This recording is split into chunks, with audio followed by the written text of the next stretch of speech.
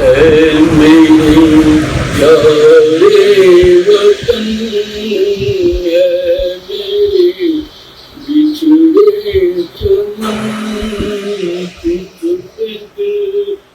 वहाँ पे फिर कई बार 2000 चर्चा- का चुनाव आ गया, जी जी वो भी मैं लड़ा जी और वो भी मैं जीता। जी फिर चौटाला जी मुख्यमंत्री थे, जी उन्होंने भी मुझे हाँ बहुत मान सम्मान दिया। जी विधानसभा में खड़े होकर भी अगर मैं कोई बात कह देता था तो उस पर गौर करते थे, जी अन्यथा भी कई मुद्दों पर वो मेरे साथ चर्चा करते थे जी और शहर के विकास के अनेकों काम मैंने उनसे भी करवाए। जी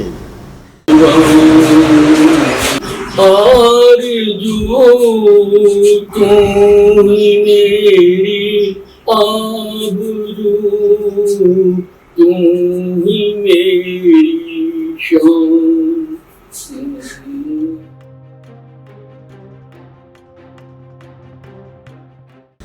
विज साहब, आपने जैसे बताया कि पार्टी ने एक बार आपको जब अलग हो गए, पार्टी खिन्न थी, आपने जब निर्दलीय रूप में चुनाव लड़ा, तो हम थोड़ा सा उसी राजनीति में आगे बढ़ते हुए बात करते हैं कि 2014 में मैंने खुद देखा, यहाँ पे मैं भी मौजूद था, बाकी सब लोग दिल्ली में बैठकर लॉबिंग कर रहे थे चीफ मिनिस्टर का कौन बनेगा।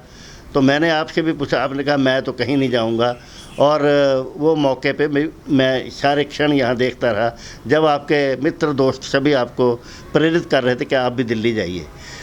तो लेकिन कुछ आज भी परिस्थितियाँ अब बनती ऐसी जा रही हैं कि इसको ये कहिए कि आपकी कार्यकुशलता से घबरा कर, या कोई जैसे आपकी वरिष्ठता क्रम है, आपके जो जिस तरह का आपका सॉलिड बैकग्राउंड है, तो उसको देखकर कुछ ऐसी चर्चाएं छन छन कर आती हैं कि आपको किसी तरह से कमज़ोर किया जाए, आपके पास इतने मजबूत विभाग हैं, तो और ये भी एक धारणा रहती है कि आप अपने मौलिक बातचीत को, अपने जो अंदर की बात होती है उसको छुपाते नहीं हैं, चाहे वो कोई किसी भी तरह के नेगेटिविटी की बात हो, कोई गलत बात हो, सरकार से भी लोहा लेने के लिए तैयार रहते हैं।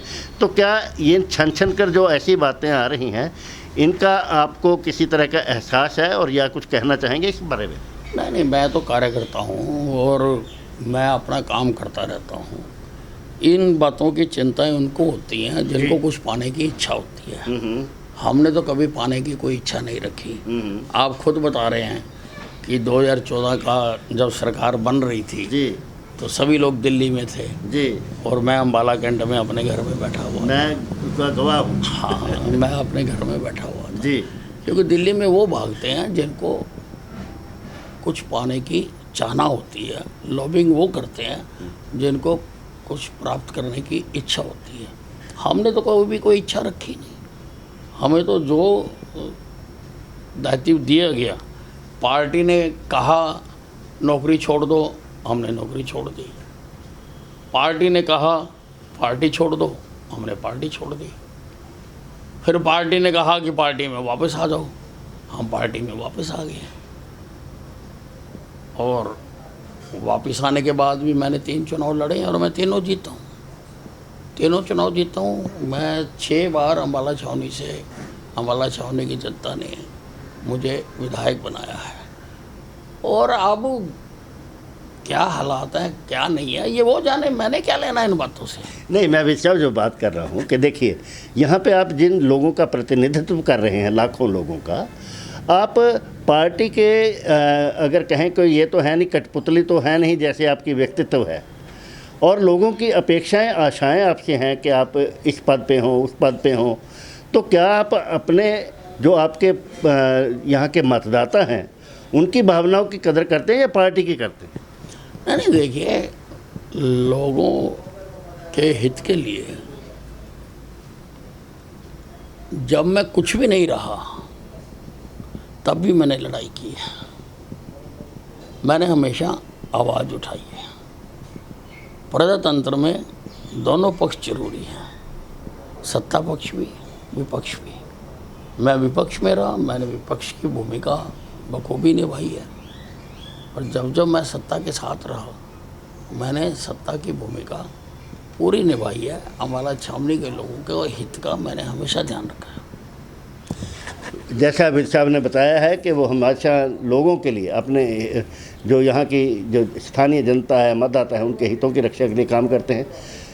सभी जानते हैं कि विज साहब अपने संकल्प के कितने पक्के हैं, लक्ष्य के कितने पक्के हैं।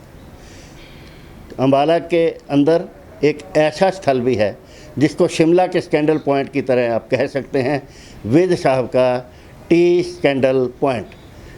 पिछले 30 साल से वो सदर बाज़ार के अंदर एक सोडा वाटर फैक्ट्री का प्रांगण है, वहाँ मैं भी इनके साथ बैठा हूँ कई बार, और वो 30 साल का जो वो एक स्थान है, वो इनका एक तरह का राजनीति का आप कह सकते हैं कि एक विचार केंद्र है, जहाँ से लोग भी आते हैं और अपनी बातें इनको बताते हैं और उनके निर्देश पर, उनके सलाह पर ये आगे बढ़ते हैं। उस स्कैंडल पॉइंट, कथित स्कैंडल पॉइंट, उसके बारे में आप थोड़ी चर्चा करना चाहेंगे? नहीं, दरअसल वो स्कैंडल पॉइंट नहीं है। उसकी शुरुआत तो हुई ऐसे कि वो अखबारों वाला चौक है। सुबह सारे वेंडर वहाँ अखबारें लेने आते हैं। तो शुरू में जाना तो इसलिए होता था कि वहाँ बैठकर सारी अखबारें पढ़ लेते थे। अखबारें पढ़ने का शौक़ है। अब तो नेट पे पढ़ी जाती हैं, कहीं जाना नहीं पड़ता। लेकिन पहले अखबारें पढ़ने के लिए वहाँ जाते थे, और सारी अखबारें ली भी नहीं जा सकती थी, इतनी हिम्मत भी नहीं थी, इसलिए वहाँ पर जाके सारी अखबारें पढ़ते थे। धीरे धीरे फिर वहाँ पे टोली बनती चली गई। तो आजकल तो हम वहाँ पे सिर्फ हमारा वो टी पॉइंट है, स्कैंडल पॉइंट मत कहिए आप उसको।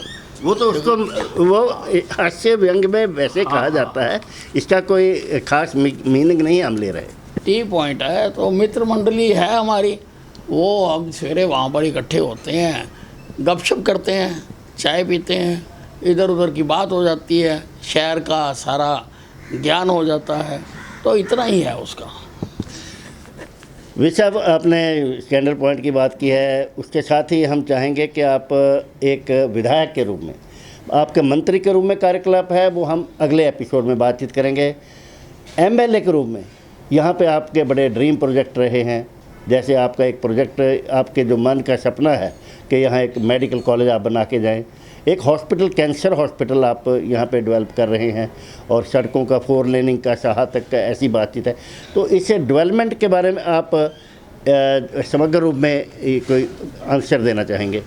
देखिए, अम्बाला छावनी में जो भी विकास हुआ है जी, वो मैंने ही करवाया है जी। बाकी तो कभी अम्बाला को कुछ मिला नहीं जी। सरकारी कॉलेज मैंने बनवा के दिया, बस स्टैंड मैंने बना के दिया जी, नहरी पानी योजना मैंने लागू करवा के दी यहाँ पर जी, एक बहुत ही सुंदर सुभाष पार्क जी, मैंने यहाँ पर बनवा के दिया। हमारा सिविल अस्पताल तो खैराती अस्पताल था, वाह, कुछ भी नहीं था वहाँ पर। उसकी जगह पर आज भव्य वहाँ पर अस्पताल बनवा के दिया जी, कैंसर अस्पताल बन रहा है जी। मैं अम्बाला छावनी को सब डिवीज़न बना के दिया, एसडीएम का दफ्तर यहाँ आ गया जी, और सारे सरकारी दफ्तर एक ही भवन में आ जाएं, एक छत के नीचे आ जाएं। जी, सिविल सचिवालय बनकर तैयार हो रहा है जी, मैंने यहाँ पर मल्टी लेवल पार्किंग बना के दी जी। मैं यहाँ पर 1857 की क्रांति मेरठ से भी 10 घंटे पहले अम्बाला से शुरू हो गई थी जी, और उनकी याद में कभी गाया नहीं गया। हाँ, ये बहुत अच्छा ड्रीम प्रोजेक्ट आपका। मैं 2000 से जी, विधानसभा में ये मामला उठाता रहा हूँ जी, और पिछली सरकार में भी आश्वासन तो मिला जी, जब भूपेंद्र सिंह हुड्डा चीफ मिनिस्टर थे, लेकिन उन्होंने बनाया नहीं। अब हमारी सरकार आ गई तो बहुत बड़ा एक स्मारक 1857 की क्रांतिकारियों की याद में